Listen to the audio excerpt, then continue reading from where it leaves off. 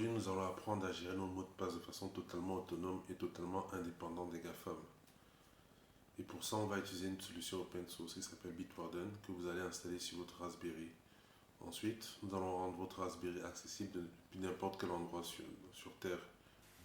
Voilà, dans un premier temps, on va installer l'OS sur la Raspberry.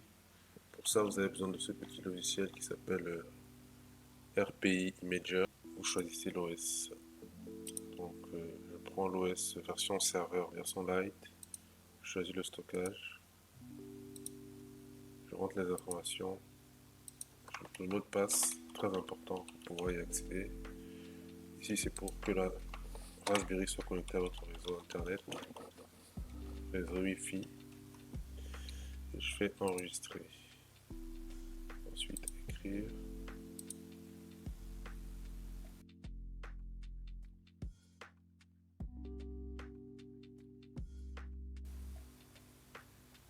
Voilà, c'est terminé, pas d'erreur. On peut remettre la carte SD dans la Raspberry. L'OS est installé sur la Raspberry est allumée maintenant. On va essayer de vérifier sur le réseau que la Raspberry est bien allumée et c'est le cas. On la retrouve là. Son IP. Alors si vous n'êtes pas chez Free, normalement tous les opérateurs permettent d'accéder au routeur. Une petite recherche Google et vous allez le trouver facilement. Maintenant vous aurez besoin d'un client SSH. Si vous êtes sur Linux ou Mac, en principe il n'y a rien à faire. Mais sur Windows, il faudra installer PuTTY. Ensuite,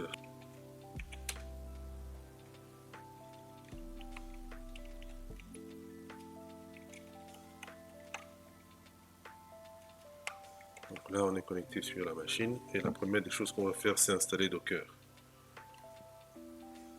Docker c'est...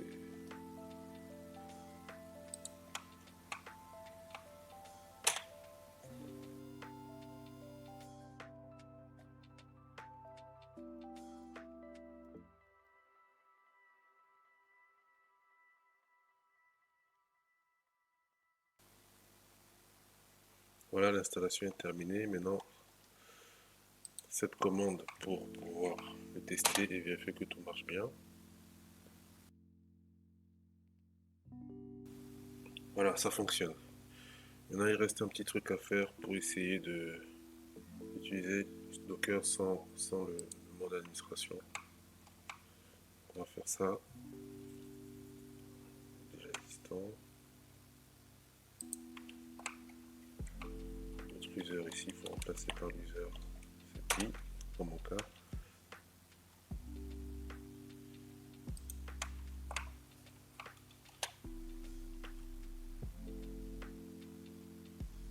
Et maintenant, la même commande que tout à l'heure, mais cette fois-ci, on peut le faire sans sudo. Voilà, ça fonctionne. Maintenant, on peut commencer. Alors, on va créer un répertoire. On va appeler Volt Warden. À l'intérieur de ce répertoire, vous allez invoquer la commande nano. Et vous allez créer un fichier YAML.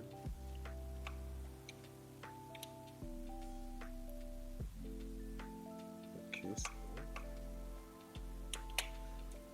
Et tout de suite, vous allez pouvoir tester Docker compose up-d.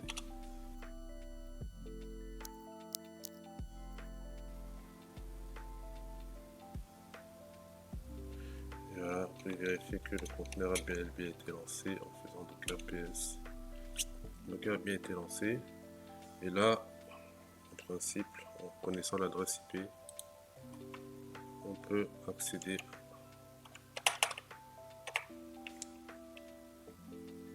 Voilà, et voilà. Vous avez le Bitwarden installé sur... il faut créer un compte maintenant. Là, ça ne fonctionne pas. L'erreur qui m'indique, c'est que il faut que la connexion entre le navigateur et le serveur se fasse en HTTPS. Donc pour faire ça, on va installer Kadi. qui est un web server.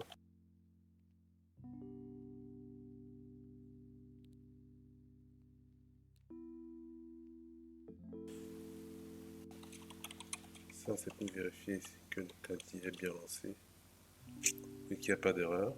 Ok, c'est bon. Maintenant, ce qu'on va faire,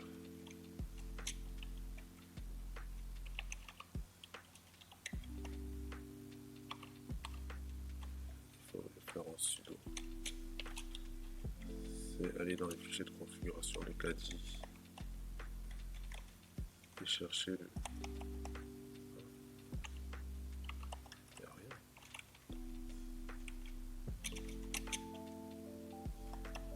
Caddify, voilà.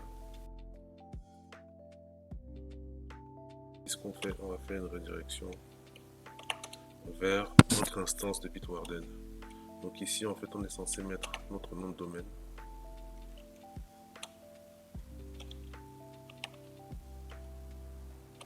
Par exemple, exemple.com.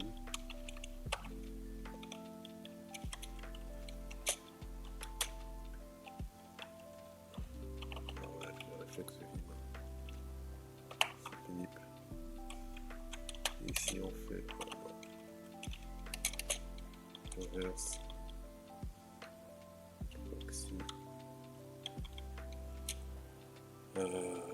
localhost. Et on redirige vers. Alors évidemment, exemple.com ici, c'est un domaine qui ne pointe pas sur notre adresse IP, donc ça ne fonctionnera pas. Donc il faut créer un domaine. Non, il faut qu'on acquiert un domaine. En principe, ça c'est payant, mais heureusement, il y a DuckDNS qui existe et ça vous permet de créer des sous-domaines de duckdns.org de façon totalement gratuite. Vous pouvez vous loguer avec GitHub, Twitter ou Google. Et là, en fait, il faut ajouter un domaine. Azerty 21 par exemple. Add domaine. Voilà. Automatiquement, il a repéré mon adresse IP. Et ici, je reviens donc. Je fais Azerty.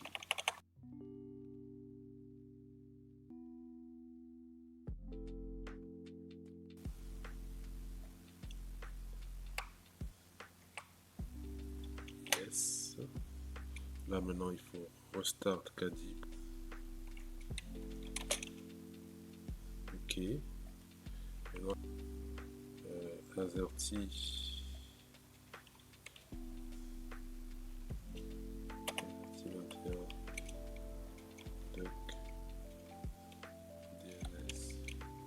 DNS.org. Ça ne marche pas. Pourquoi est-ce que ça ne marche pas? Parce qu'en fait, Azerty DuckDNS en fait recherche le port 80 ou le port 443 comme c'est du HTTPS sur mon adresse IP. Or, je n'ai pas indiqué sur mon routeur ici présent où est-ce qu'il doit rediriger le port 80 et le port 443. C'est ce que je vais m'apprêter à faire. Il faudra évidemment qu'il le redirige vers la Raspberry, vers cette Raspberry. Donc on va le faire tout de suite. Évidemment, l'interface sera toujours différente en fonction de la marque de routeur que vous avez. Il faut juste créer ça. Il faut en créer un autre. 192, 168.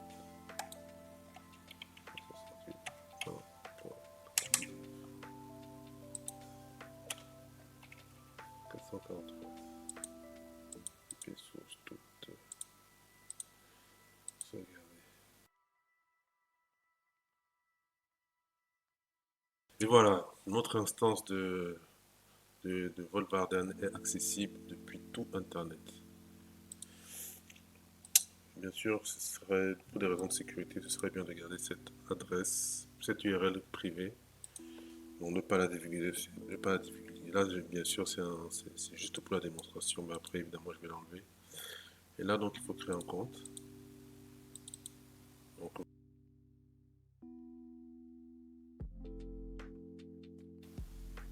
Voilà, on a accès à notre instance de Bitwarden. Maintenant, il faut installer l'add-on Bitwarden dans votre navigateur préféré. Ici, c'est Chrome.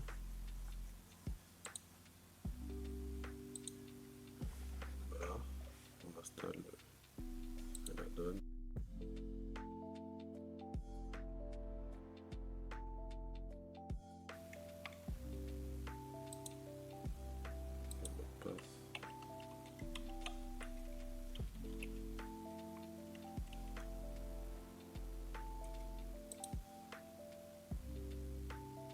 Et voilà, ça fonctionne.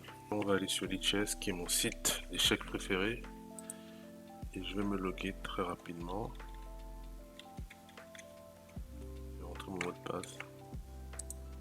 Et là, on observe que voilà, Bitwarden que je viens d'installer détecte automatiquement que j'ai rentré mes identifiants. Et il me propose de les enregistrer dans le serveur. Alors, il faut se reloguer.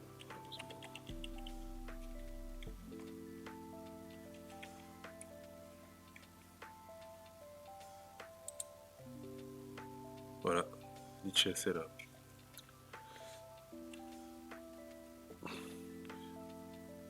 Et maintenant, quand je voudrais me reloguer, qu'est-ce qui se passera? Je ferai ça. Et automatiquement, je suis automatiquement logué.